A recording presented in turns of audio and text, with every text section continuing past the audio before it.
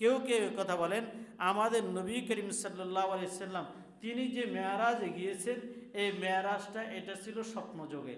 মানে তিনি মেয়ারাজের মধ্যে যত ঘটনা দেখছেন, জান্নাত দেখছেন, জাহান্নাম দেখছেন, আল্লাহ তাআলার সাথে কথোপকথন হয়েছে, কেউ কেউ বলেন এই কথা এটা স্বপ্নযোগে হয়েছে। স্বপ্নযোগে যদি কেউ দেখে এটার লাই কি সুবহান আল্লাহ বলে? এটার জন্য সুবহান আল্লাহ বলে না। আশ্চর্যকর ঘটনা তো দিবালোকে ঘটলেই না সুবহান আল্লাহ বলে।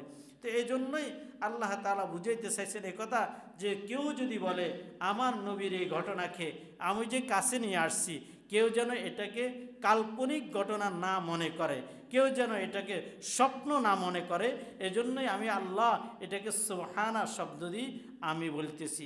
দ্বিতীয় কথা এই কথা যে নবী করিম সাল্লাল্লাহু আলাইহি সাল্লামের যারা বলে এই কথা নবীর মেয়ারাজটা স্বপ্নযোগ্য হয়েছে, দিনের বেলা ঘটে নাই, আল্লাহ তাআলার কাছে যায় নাই, এভাবে বাইতুল্লাহর মধ্যে যাওয়া, মসজিদে আকসার মধ্যে যাওয়া, আবার মেয়ারাজের মধ্যে গমন করা, এই কথা।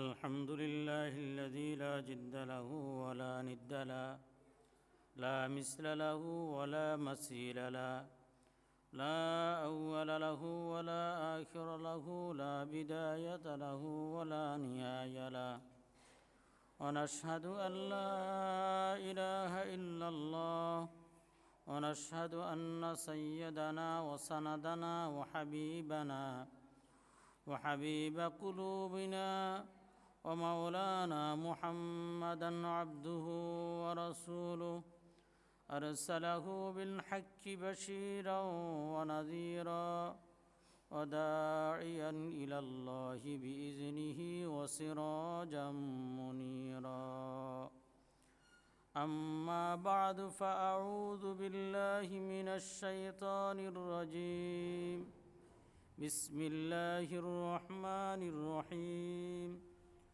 سبحان الذي أسرى بعبده ليلا من المسجد الحرام إلى المسجد الأقصى الذي باركنا حوله لنريه من آياتنا إنه هو السميع العليم وقال سيدنا رسول الله صلى الله عليه وسلم الصلاة عماد الدين من أقامها فقد أقام الدين ومن هدمها فقد هدم الدين أو كما قال النبي عليه الصلاة والسلام اللهم صل على سيدنا محمد وعلى آل محمد كما صليت على إبراهيم وعلى آل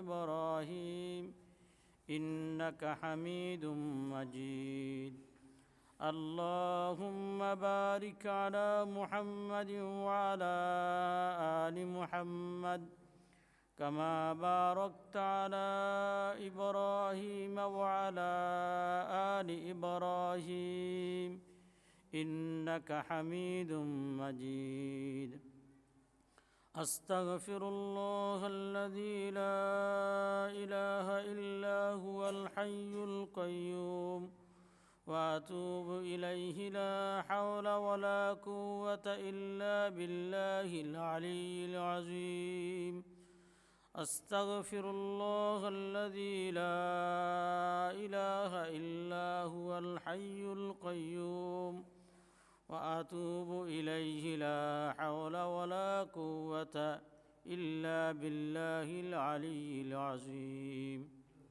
معزز محترم মুরব্বিয়ান আজম আজিজ তালাবায়ে মাদ্রাসায়ে দারুল উলুম, আল্লাহ তাআলার অসংখ্য অগণিত শুকরিয়া আদায় করি যে রব্বে করিম আমাদের সকলকে দারুল উলুমের নেসবতে দারুল উলুম মাদ্রাসা মসজিদে জুমার নামাজ আদায়ের লক্ষ্যে আসার এবং বসার তৌফিক দান করেছেন। রব্বে করিমের শুকরিয়া আদায় করি আলহামদুলিল্লাহ। মহান রব্বুল আলামিনের অপার মেহেরবানি, দয়া, রহম আর করম। আল্লাহ তাআলা হাজারো মানুষ থেকে বাছাই করে, এলাকার বিজ্ঞ সুস্থ সবল ব্যক্তিদের থেকে আল্লাহ তাআলা সকলের থেকে বাছাই করে। আল্লাহ তাআলা তাহার ঘরের মধ্যে আসার এবং বসার তৌফিক দান করেছেন। রব্বে কারিমের শুকর আদায় করি আলহামদুলিল্লাহ। আমরা এখন যে মাসের মধ্যে উপনীত হয়েছি এই মাসের নাম হলো রজব মাস। রাসূলুল্লাহ সাল্লাল্লাহু আলাইহি সাল্লাম রজব মাস যখন আসতেন তখন থেকে রাসূল সাল্লাল্লাহু আলাইহি সাল্লামের রমজানের প্রস্তুতি নিতেন এবং রাসূল সাল্লাল্লাহু আলাইহি সাল্লাম রমজানের প্রস্তুতি কল্পে সাহাবায়ে কেরামদেরকে শিক্ষা দিয়েছেন এই মাসে যেন পড়ে, এটা যেন এই দোয়াটা যেন বেশি বেশি পড়ে, আল্লাহুম্মা বারিক লানা ফি রজব ওয়া শাবানা ওয়া বাল্লিগনা রমাদান। এজন্য আমাদেরও সকলের দায়িত্ব হলো এই মাসের মধ্যে বেশি বেশি এই দোয়াটা পড়া, আল্লাহুম্মা বারিক লানা ফি রজব ওয়া শাবানা ওয়া বাল্লিগনা রমাদান। দোয়াটা ছোট, শিখাটাও সহজ। প্রত্যেক মসজিদে ইমাম সাহেবরা তো জোরে জোরে পড়ে, তো আমরাও যদি একটু খেয়াল করি এটা আমরাও শিখতে পারি।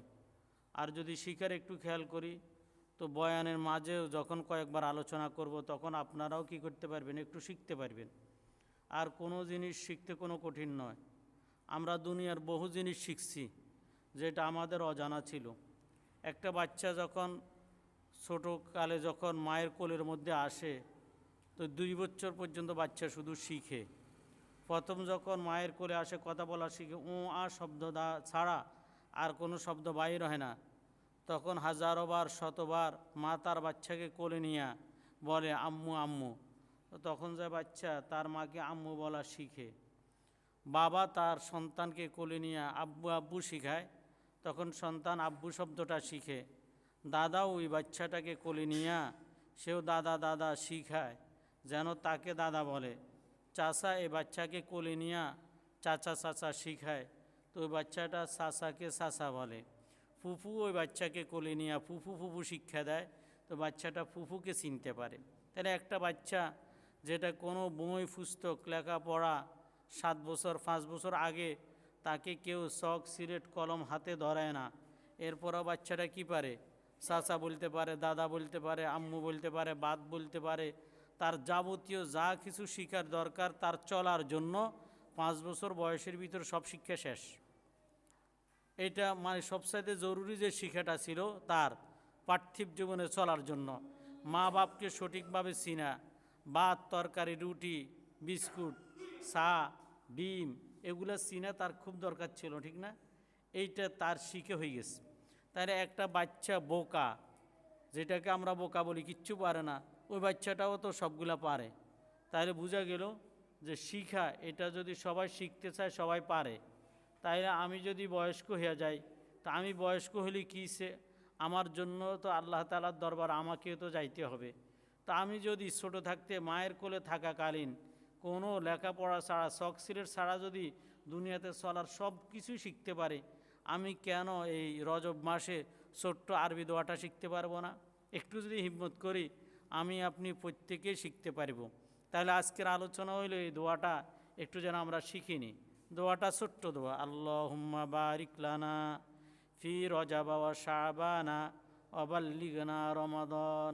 আল্লাহুম্মা বারিক লানা দরখাস্ত করে রাসূল সাল্লাল্লাহু আলাইহি সাল্লাম এবং তার সাহাবায়ে কেরাম আল্লাহর কাছে দরখাস্ত করেন, আল্লাহুম্মা বারিক লানা, আয় আল্লাহ আমাদেরকে বরকত দেন, সব কিছুর মধ্যে আমাদেরকে কে করেন, বরকত দেন। আল্লাহুম্মা বারিক লানা ফি রজবা ও শাবানা, রজব মাস আর শাবান মাস এই 2টা মাসের মধ্যে আল্লাহ আপনি আমাদেরকে বরকত দান করেন। অর্থাৎ দিনের বেলায়ও বরকত দিয়েন, রাত্রিবেলায়ও বরকত দিয়েন এই দোনো মাসের মধ্যে। অর্থ হইল কি? অর্থ হইল যে এই কথা যে রজব মাস আর শাবান মাস এই দোনো মাসের একটা সেকেন্ডও আমার যেন শেষ না হয়, আমার যেন নষ্ট না হয়। প্রতিটা সেকেন্ড আমার যেন কাজে লাগে, প্রতিটা মিনিট আমার যেন কাজে লাগে, প্রতিটা ঘন্টা আমার যেন কাজে লাগে।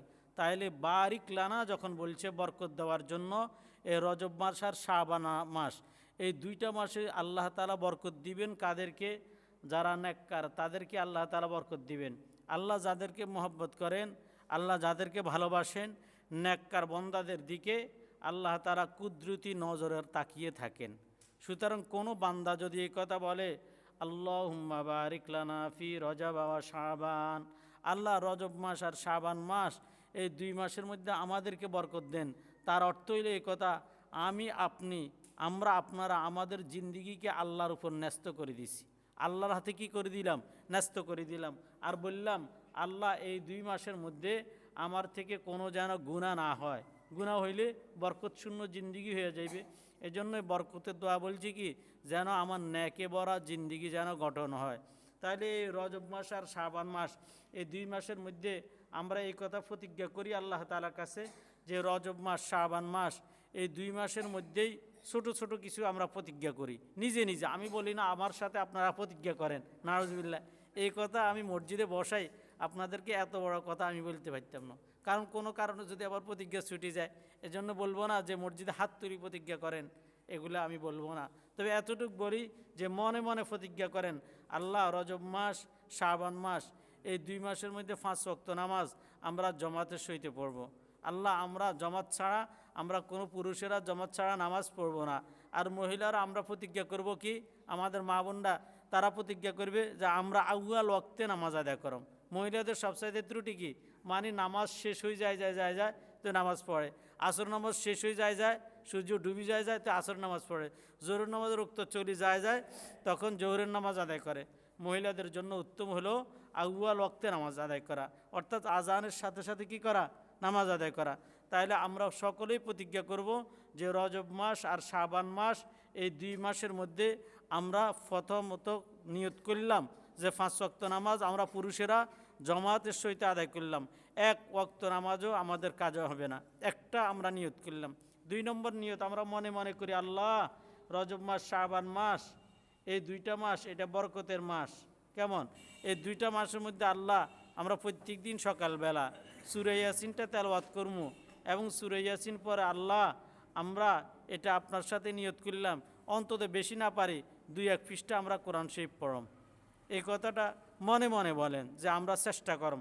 আর যারা না পারি তারা কি করব, যদি আমরা কোরআন তেলাওয়াত না করতে পারি অন্তত যারা কোরআন তেলাওয়াত করতে পারে তাদের সাথে একটু বসি, তাদের কোরআন তেলাওয়াতটা শুনম। তাদের কোরআন তেলাওয়াত কী করব, শুনবো। আচ্ছা শোনা সব বেশি না তেলাওয়াত করা সব বেশি? শোনার মধ্যে সব বেশি। কোরআন তেলাওয়াত শোনার মধ্যে কি বেশি? সব বেশি। ওই যা কুরিয়াল কোরআন ফাস্তামিউ ওয়া আনসিতু লাআল্লাকুম তুরহামুন, যখন কোরআনে কারিম যখন তেলাওয়াত করা হয় তখন আল্লাহ তাআলার হুকুম হলো ফানসিতু, তোমরা কি করো, চুপ করো, আর কি করো, আর শ্রবণ করো, মনোযোগ দিয়ে শুনো, এটা আল্লাহ তাআলার হুকুম। তাহলে কোনো ব্যক্তি যদি আল্লাহ তাআলার হুকুমকে যদি আদায় করে তাহলে সে অনেক সওয়াবের মালিক হলো।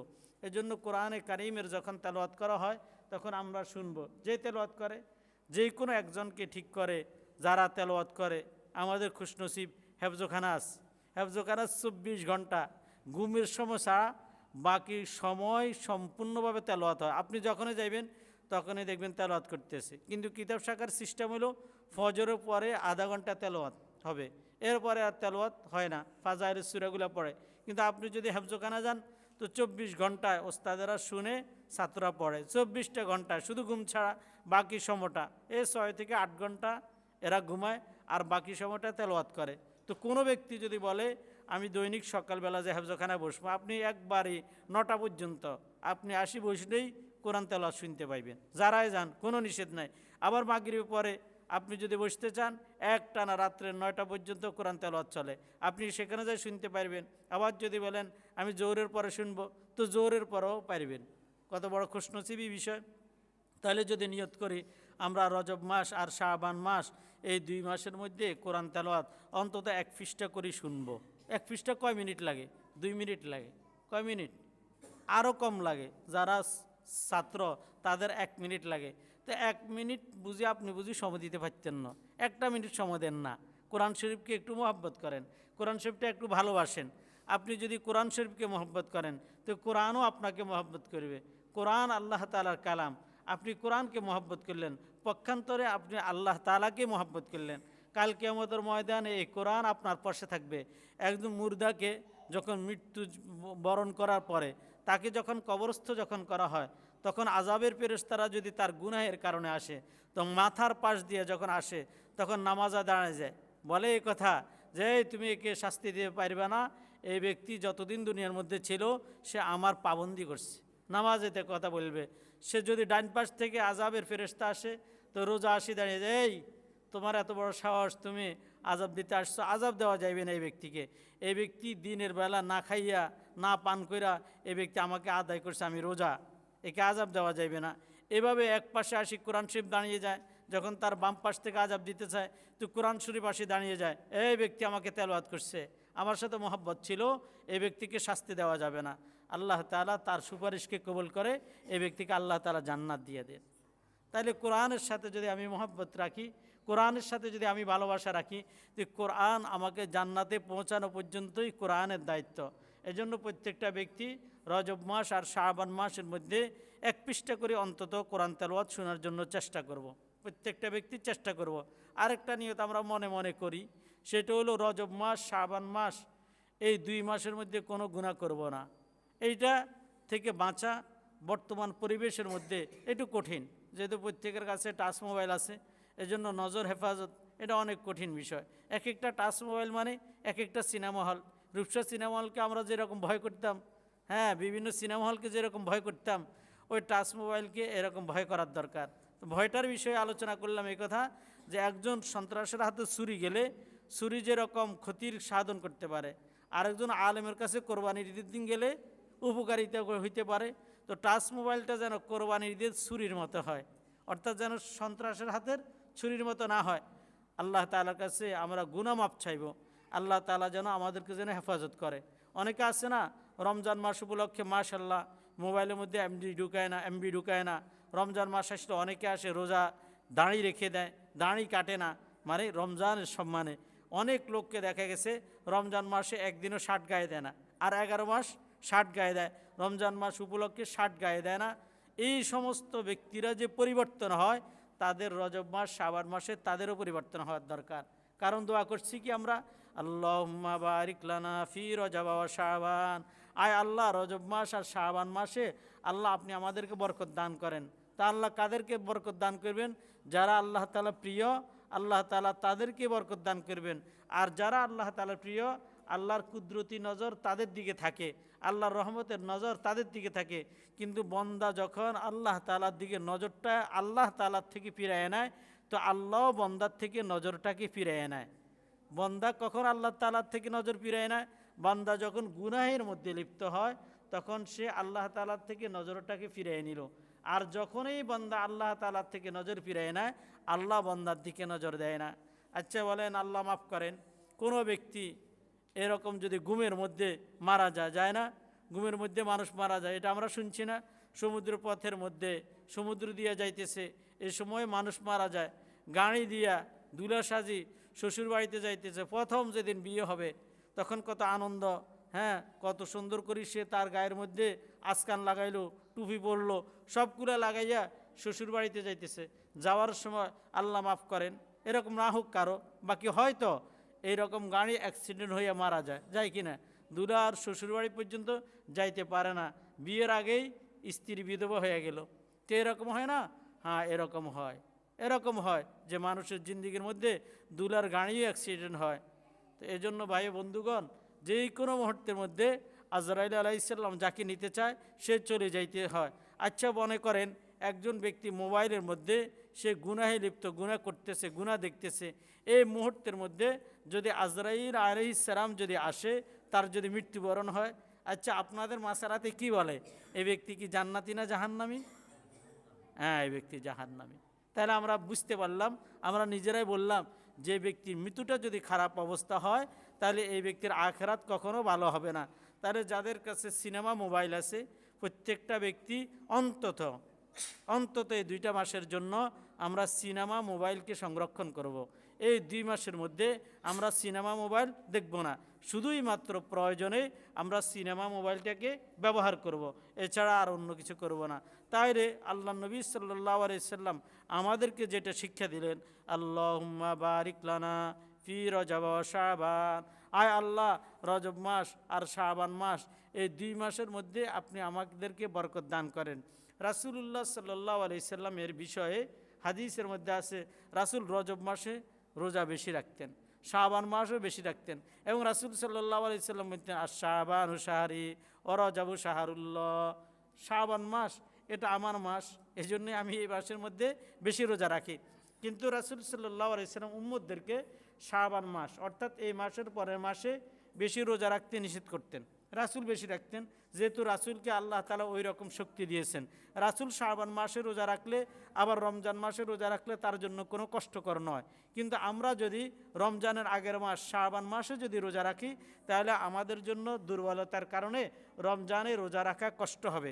কিন্তু রাসূল রজব মাসের মধ্যে রোজা বেশি রাখতেন, সাহাবায়ে কেরামও রজব মাসের মধ্যে রোজা বেশি রাখতেন। হ্যাঁ, কিন্তু অধিক বেশি রাখতেন শাবানে, ওই কথা বুঝাইতে চাইছি। এজন্য রজব মাসে রাসূল যখন রোজা রাখতেন, সাহাবায়ে কেরাম যখন রোজা রাখতেন, তাহলে আমরাও রোজা রাখবো। আচ্ছা, রাসূল সাল্লাল্লাহু আলাইহি সাল্লাম এই দোয়াটা কেন শিখাইলেন রজব মাস থেকে?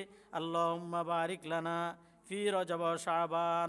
এবং রজব মাসের মধ্যে আল্লাহ নবী সাল্লাল্লাহু আলাইহি সাল্লাম কেন রোজা রাখতেন? এটার উদ্দেশ্য হলো এটা, কিছু কিছু লোক আছে না, কয় যে এখন দাঁড়িয়ে রাখতাম না, আরও যখন বুড়াতিকাল আসবো তো একবারে বুজুর্গ হয়ে যাবো, এখন দাঁড়িয়ে রাখলাম না, যখন ব্যয় হমু তখন দাঁড়িয়ে রাখবো, এখন নামাজ পড়ি না, তো কী হয়েছে? বুড়াতিকালে একবারে মসজিদে ছাড়তেন না, মানে হঠাৎ বুজুর্গ হয়ে যাব, হঠাৎ কী হয়ে যাব? বুজুর্গ হয়ে যাব। কিন্তু হঠাৎ বুজুর্গ হওয়া সম্ভব নয়, হঠাৎ বুজুর্গ হওয়া কি নয়, সম্ভব নয়। প্রথম কথা হইল, হঠাৎ বুজুর্গ হইতে যাইলে আপনি হঠাৎ করে বুজুর্গ কেমন হইবেন? তখনও তো শয়তান আপনাকে ওয়াসওয়াসা দিবে। এই জন্য আল্লাহ নবী সাল্লাল্লাহু আলাইহি সাল্লামের শিক্ষা হলো রজব মাস থেকেই আমল শুরু করে দাও, তাইলে রমজান মাসে তোমার জন্য আমল করা সহজ হবে। আর যদি রজব আর শাবান মাসে যদি কোনো ব্যক্তি যদি আমল না করে, তাহলে রমজানে হঠাৎ করে বুজুর্গ হয়ে যাওয়া এটা কষ্ট হবে। এজন্য রজব মাস শাবান মাস এই 2 মাসে যেন বেশি বেশি যেন আমল করে। তাহলে আমরা আজকে থেকে নিয়ত করব, প্রথম কাজ হলো আমরা বেশি বেশি, এই দোয়াটাই এরকম নয় যে নামাজের পরে শুধু পড়বে। ইমাম সাহেবরা যেরকম হাত তুলি রজব মাসের মধ্যে শাবান মাসের মধ্যে হাত তুলি বলে আল্লাহুম্মা বারিক লানা ফি রজব ওয়া শাবান ওয়া বাল্লিগনা রমাজান, শুধুই মাত্র এটা নামাজের সাথে সম্পৃক্ত নয়, অর্থাৎ নামাজের পরের সাথে সম্পৃক্ত নয়। আবার এই কথাও নয় এটা মুনাজাতের দোয়া, এই কথাও নয়, মানে মুনাজাতে এটা পড়বে এটাও নয়, বরং রজব মাসের মধ্যে আর শাবান মাসের মধ্যে সব সময় হাঁটা চলাফেরা যেরকম আমরা জিকির করি, এরকম হাঁটা চলাফেরা যে কোনো মুহূর্তে যখনই খেয়াল হবে তখনই বলবো এই কথা আল্লাহুম্মা বারিক লানা ফি রজব ওয়া শাবান। পারবো না? আর একটা শব্দ ওয়া বাল্লিগনা রমাজান, আয় আল্লাহ আমাকে রমজান পর্যন্ত পৌঁছায় দেন, অর্থাৎ আমার হায়াতকে রমজান সহ বৃদ্ধি করে দেন, যেন আমি রমজান মাসটা পাইয়া যাই।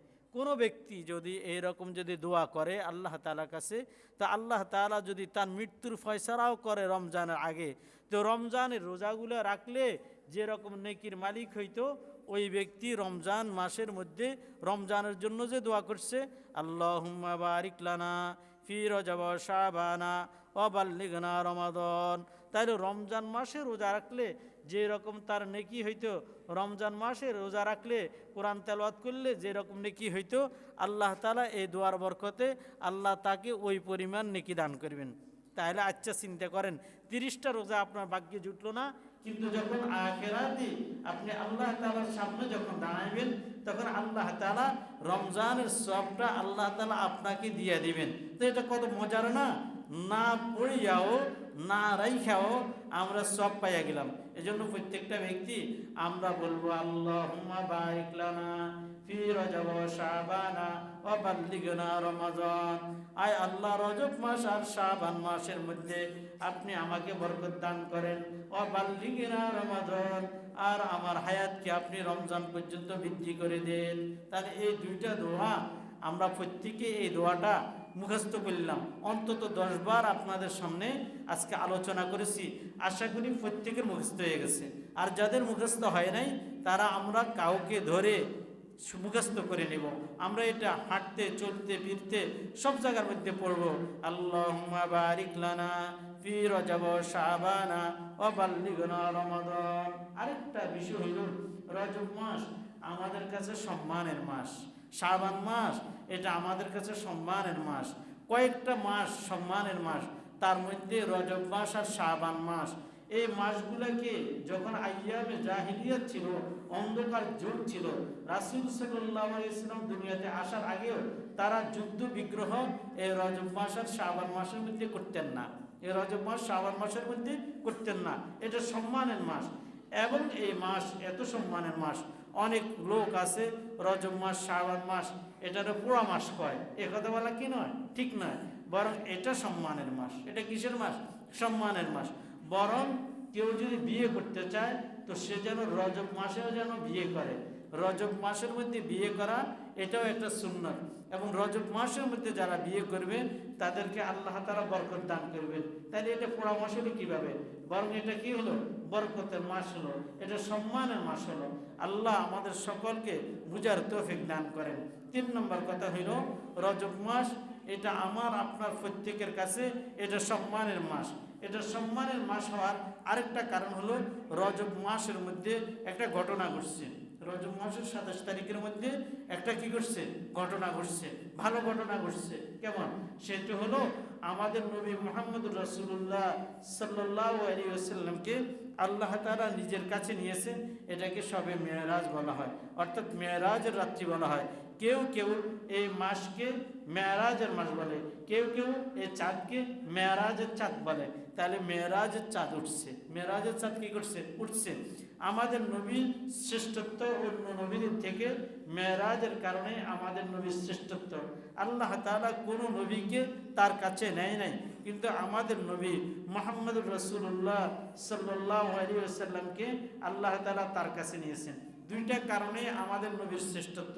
একটা কারণ হলো আল্লাহ তাআলা আমাদের নবীকে নিজের কাছে নিয়েছেন, আরশে আজিমে নিয়েছেন, এটার কারণে আমাদের নবীর শ্রেষ্ঠত্ব। আরেকটা কারণ হলো আমাদের নবী, কোনো নবী কাল কিয়ামতের ময়দানে উম্মতের জন্য শাফাআত করে জান্নাতে নিতে পারবে না, কিন্তু আমাদের নবীর নাম হলো শাফি'। আমাদের নবী সুপারিশ করতে পারবেন। বরং কাল কিয়ামতের ময়দানে আমাদের নবীর ব্যাপারে এই কথা বলা হয় যে রাসূলুল্লাহ সাল্লাল্লাহু আলাইহি সাল্লাম কিয়ামতের ময়দানে এক পাশে তিনি সিজদায় পড়ে থাকবেন, সিজদায় পড়ে বলবেন ইয়া উম্মতি ইয়া উম্মতি ইয়া উম্মতি ইয়া উম্মতি, হায় আমার উম্মত, হায় আমার উম্মত। আমার উম্মতের কি অবস্থা হবে? এই কথা বলি রাসূলুল্লাহ সাল্লাল্লাহু আলাইহি সাল্লাম কাঁদবেন। তো আল্লাহ তাআলা বলবেন ইয়া হাবিব, আপনি মাথা উঠান, ইসফা তুসাপ্পা, আপনি যদি সুপারিশ করেন আপনার সুপারিশকে কবুল করা হবে। রাসূলুল্লাহ সাল্লাল্লাহু আলাইহি সাল্লাম মাথা উঠাইবেন এবং রাসূলুল্লাহ সাল্লাল্লাহু আলাইহি সাল্লাম উম্মতের জন্য আল্লাহ তাআলার কাছে সুপারিশ করবেন। রাসূল সাল্লাল্লাহু আলাইহি সাল্লাম কখনো এক মুহূর্তের জন্য তার উম্মতকে বলবেন না। সমস্ত নবী বলবে ইয়া নাফসি ইয়া নাফসি। ইব্রাহিম আলাইহিস সালাম বলবেন ইয়া নাফসি ইয়া নাফসি। মূসা আলাইহিস সালাম বলবে ইয়া নাফসি ইয়া নাফসি। ঈসা আলাইহিস সালাম বলবে ইয়া নাফসি ইয়া নাফসি। সাইয়্যিদুনা ইউসুফ আলাইহিস সালাম তিনিও বলবেন ইয়া নাফসি ইয়া নাফসি। আদম আলাইহিস সালাম তিনিও বলবেন ইয়া নাফসি ইয়া নাফসি। শুধুই মাত্র আমাদের নবী বলবে ইয়া উম্মতি ইয়া উম্মতি। আমাদের নবীকে আল্লাহ তাআলা এত মর্যাদার অধিকারী বানিয়েছেন। তো কোরআনে কারীমের বনি ইসরাঈলের প্রথম আয়াতের মধ্যে আল্লাহ তাআলা আমাদের নবীকে যে এই মর্যাদার অধিকারী বানিয়েছেন, আল্লাহ তাআলা নিজেই বললেন সুবহানাল্লাযী আসরা বিআবদিহি লাইলাম মিনাল মাসজিদিল হারাম ইলাল মাসজিদিল আকসা আল্লাযী বারাকনা হাওলাহু লিনুরিয়াহু মিন আয়াতিনা ইন্নাহু হুয়াস সামিউল বাসীর। আশ্চর্যের কথা, পবিত্রতা ও সত্তার জন্য যিনি তার বান্দাকে কোনো এক রাত্রিতে মসজিদে হারাম থেকে মসজিদে আকসা পর্যন্ত ভ্রমণ করিয়েছেন, যার চতুর্দিকে আল্লাহ তাআলা বরকত দ্বারায় পরিপূর্ণ করেছেন। আল্লাহ তাআলা বলেন আমি আমার সমস্ত নিদর্শনাবলী নবীকে দেখিয়েছি, নিশ্চয়ই সেটা আল্লাহ তাআলা সর্বশ্রোতা সর্বদ্রষ্টা। এই অল্প সংখ্যক ছোট্ট একটা আয়াতের মধ্যে আল্লাহ তাআলা নবী আলাইহিস সালামের মেরাজকে তুলে ধরেছেন। কিন্তু নবী আলাইহিস সালাম যে মেরাজ গমন করছেন এটাকে আল্লাহ তাআলা বর্ণনা করার ভঙ্গিমাটা ছিল ভিন্ন। সেটা হলো আল্লাহ তাআলা বলেন সুবহানাল্লাযী সুবহানাল্লাযী। আমরা বলি কি, কোনো আশ্চর্য কথা শুনলে আমরা বলি সুবহানাল্লাহ। যদি বলি যে কোনো ব্যক্তি যদি লা ইলাহা ইল্লাল্লাহ বলে আল্লাহ তাআলা তাকে 10টা নেকি দান করবেন, তো কেউ শুনে বলল সুবহানাল্লাহ। তো সুবহানাল্লাহ আশ্চর্য খবর শুনলেই আমরা বলি সুবহানাল্লাহ। আল্লাহ তাআলা কোরআনে কারিমে এরকম নবীর মেরাজের ঘটনাকে বর্ণনা করবেন। বর্ণনা করতে যায়া আল্লাহ তাআলা বলেন সুবহানাল্লাযী সুবহানাল্লাযী, অর্থাৎ সুবহানাল্লাহর জায়গায় আল্লাহ বললেন সুবহানাল্লাযী, অর্থাৎ আল্লাযী দ্বারা আল্লাহ নিজেকে বুঝাইছেন। ওই আল্লাহ যিনি নবীকে ভ্রমণ করাইছেন তার পবিত্রতা বর্ণনা করতেছি। তা আল্লাহ তাআলা কেন সুবহানা শব্দটা নিলেন? এটা এই জন্য নিলেন, কেউ কেউ আল্লাহ তাআলা মাফ করেন ওনাদেরকে, বলে তাদের জবাব হলো এই কথা, রাসূলুল্লাহ সাল্লাল্লাহু আলাইহি সাল্লাম যখন নবুয়তের কথা যখন প্রকাশ হইলেন তখন হাবশার মধ্যে সাহাবাই কেরামদের একটা জামাত হিজরত করছিলেন। তা হাবশার গভর্নর কাছে কিছু মুশরিক লোকেরা যায়, জাফর রাদিয়াল্লাহু তাআলা আনহু সহ আরও কয়েকজন সাহাবী তখন ওই দেশের মধ্যে হিজরত করে গেলেন। তখন কয়েকজন মুশরিক হাবশার বাদশার কাছে যায় এই কথা বললেন যে যারা নবী মুহাম্মদের বিশ্বাস করে এটা বিশ্বাস করাটা ঠিক নয়, সে যে নবুয়ত দাবি করছে এটাও ঠিক নয়, বরং এটা মিথ্যা নবুয়ত দাবি করছেন। তো এই কথার পরে তারা বললেন যে এইখানের মধ্যে কেউ আসে কিনা তাদেরকে ডাকো, যে মক্কার কেউ আমাদের দেশে আসে কিনা তাদেরকে ডাকো। জাফর রাদিয়াল্লাহু তাআলা আনহু সহ সাহাবায়ে কেরামদের কিছু লোক তার কাছে গেলেন, হাবশার বাদশার কাছে গেলেন। হাবশার বাদশা বললেন যে তোমাদের নবী সম্পর্কে কিছু বলো। তখন তারা বললেন আমাদের নবী তিনি কুরাইশ বংশের মধ্যে তিনি আসছেন, আমাদের নবীর নাম হলো মুহাম্মদ। তো বললেন যে তোমাদের নবী যে নবুয়ত দাবি করছেন এ পর্যন্ত কোনো যুদ্ধ বিগ্রহ ঘটছে কিনা এবং তার জয় পরাজয়ের কাহিনী কি? বললো যে এই পর্যন্ত 2টা যুদ্ধ হয়েছে, একটু হলো বদর যুদ্ধ আর একটু হলো ওহুদের যুদ্ধ। আমাদের নবী বদর যুদ্ধের মধ্যে বিজয় বরণ করলেন আর ওহুদের যুদ্ধের মধ্যে পরাজয় বরণ করলেন। বললো যে আচ্ছা তোমাদেরকে জিজ্ঞাসা করি তোমাদের নবীর দিন কারা বেশি গ্রহণ করতেছে? বললো যে আমাদের নবীর দিন বেশি দরিদ্ররা গ্রহণ করতেছে, নেতা শ্রেণীর লোকেরা বেশি গ্রহণ করতেছে না। বললো যে হ্যাঁ এটাও সত্য কথা। আচ্ছা বলো তো তোমাদের নবী কেমন আর তোমাদের নবী কি বলে? বললো যে আমাদের নবী সত্য কথা বলেন এবং আমাদেরকে সত্য কথা বলার আদেশ দেন। আমাদের নবী এতিম অনাথদেরকে তিনি মহব্বত করেন, এতিম অনাথদের সেবা করার জন্য আমাদের নবী বলেন। এই কথা বলার পরে দেখলো যে হাবশার বাদশাহ নমনীয় হয়ে গেছে জাফর রাদিয়াল্লাহু তাআলা এই কথাতে। তখন মুশরিকরা বললেন যে সে যে মিথ্যা নবী, তাহলে আপনি একটা ঘটনা শুনেন। কারে বলতেছে? হাবশার বাদশাকে বলতেছে। মুশরিকরা কাফেররা মক্কার কাফেররা বলতেছে সে যে নবী একটা ঘটনার দ্বারা আপনি বুঝবেন। এই নবী বলতেছে যে নবী দাবি করছে মুহাম্মদ, সে এক রাত্রে নাকি বাইতুল্লাহ থেকে মক্কা থেকে সে বাইতুল মুকাদ্দাসে আসছে। বাইতুল আকসা, আমরা যে আকসার জন্য এখন লড়াই করতেছি, মুসলমানরা লড়াই করতেছে ফিলিস্তিনের জন্য, এই ফিলিস্তিনে আগমন করছে। এই ফিলিস্তিন থেকে সে নাকি মসজিদে আকসার মধ্যে নামাজ আদায় করে আবার ওই রাত্রিতে 7 আসমান পাড়ি দিয়া আর সাজিমে আল্লাহ তাআলার কাছে গেছেন। এখন আপনি বলেন এটা কি সত্য কি না? এটা সত্য হইতে পারে কিনা? এই নবী কেমনে সত্য হয়? এক রাত্রের মধ্যে এখানে চলে আসছে, এত 1000 কিলোমিটার মরুভূমির পথ যেখানে কোনো প্লেনের ব্যবস্থা ছিল না, শুধুই মাত্র উটের সাওয়ার হয়ে আসতে হইতো। কেমনে এটা এক রাতে সম্ভব যেখানে অনেক দিনের বিষয় ছিল? এই কথার পরে তার পাশে একজন দাঁড়ানো ছিল, বলল যে যদি মুহাম্মদ যদি এই কথা বলি থাকে এটার সাক্ষী আমি। কে বলতেছে? সে মুশরিক, সে ইহুদি হইয়া সে বলতেছে এটার সাক্ষী আমি। বলছে এটার সাক্ষী তুমি কিভাবে? তুমি একজন ইহুদি হইয়া তুমি এখানে ফিলিস্তিনের মধ্যে থাকো, ফিলিস্তিনের মধ্যে ছিলা, তোমার ব্যাপার আমার জানা, তুমি কেমন এই কথা বলো?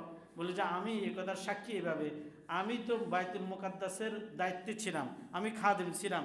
আমার দায়িত্ব হলো রাত্রিবেলায় এই মসজিদকে বন্ধ করা, মসজিদের দরজা বন্ধ করা, এটা আমার দায়িত্ব ছিল। যেদিনের কথা এরা বলতেছে ওই দিন রাত্রে বাইতুল মুকাদ্দাস অর্থাৎ মসজিদে আকসা ফিলিস্তিনের এই মসজিদের দরজা বন্ধ করতে যাইয়া আমি বন্ধ করতে পারি নাই, বরং দরজাটা আটকে রয়েছে।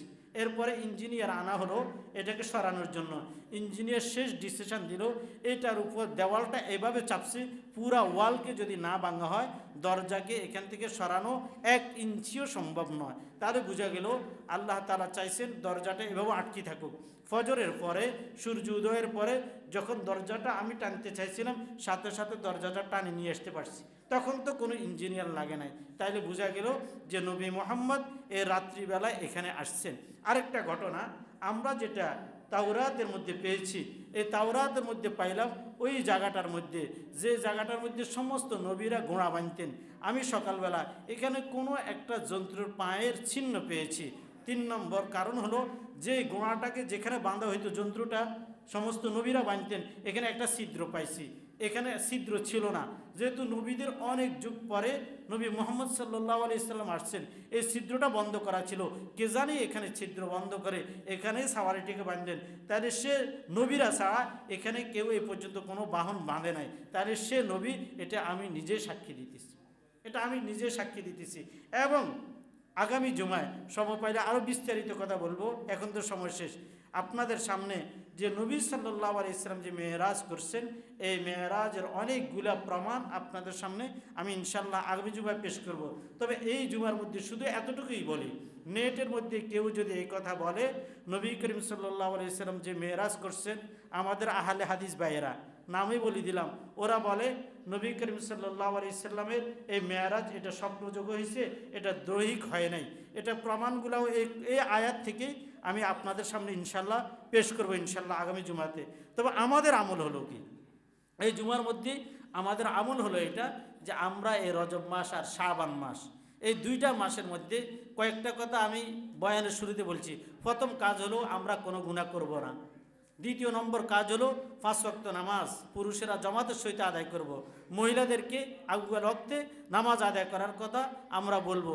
3 নম্বর কাজ হলো অন্তত 1 পৃষ্ঠা করে হলো কোরআন তেলাওয়াত করব। 4 নম্বর হলো আমরা জিকিরকে বাড়িয়ে দেব। 5 নম্বর হলো আমরা নিজেরা যতটুকু পারি দান সদকা করব। যেহেতু রাসূল সাল্লাল্লাহু আলাইহি সাল্লাম রজব মাসের চাঁদ উঠলেই আমাদেরকে একটা দোয়া শিক্ষা দিয়েছেন, এটা নামাজের সাথে সম্পৃক্ত নয়, এটা মুনাজাতের সাথে সম্পৃক্ত নয়, এটা জিকিরের মতো সর্ব অবস্থায় মুনাজাতে বলেন, হাঁটতে চলতে ফিরতে বলেন, যে কোনো মুহূর্তে দোয়াটা পড়া যাবে। দোয়াটা কি বলছিলাম? আল্লাহুম্মা বারিক লানা ফি রজব ওয়া শাবানা ওয়া বাল্লিগনা রমাজান, এটা সর্বক্ষণ আমরা পড়ব। আল্লাহ তাআলা আমাদের সকলকে আমল করার তৌফিক